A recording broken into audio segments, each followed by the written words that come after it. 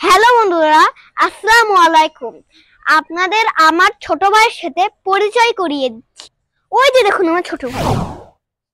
সে আমার ছোট ভাই হলেও সে কিন্তু খুব দুষ্টু। কিন্তু সে দুষ্টু হলেও সে কিন্তু অনেক কিছু জানে। এই যে দেখুন, ও কত সুন্দর গজল বলতে পারে। এই বলো তো গজলটি।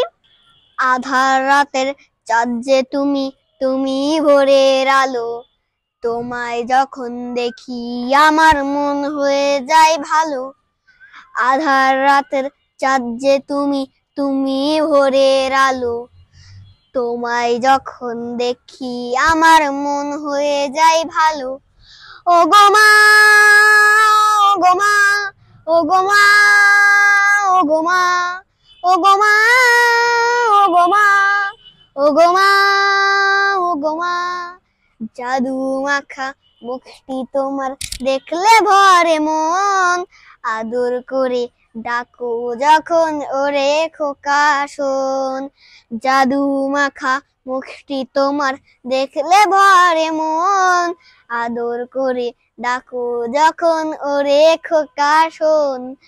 ও গো মা, ও গো মা, ও গো মা, ও গো মা। দেখছেন তো কত সুন্দর গজল বলতে পারে। সে কিন্তু সুন্দর কবিতাও বলতে পারে। এই যে শুনুন কবিতাটা। বলো তো, আজকের কবিতার নামটা হলো আমার পণ। লিখেছেন মদন মোহন তর্কালঙ্কার। সকালে উঠি আমি মনে মনে বলি, সারাদিন আমি যেন ভালো হয়ে চলি। আদেশ করেন যাহা মোর গুরুজনে, আমি যেন সেই কাজ করি ভালো মনে।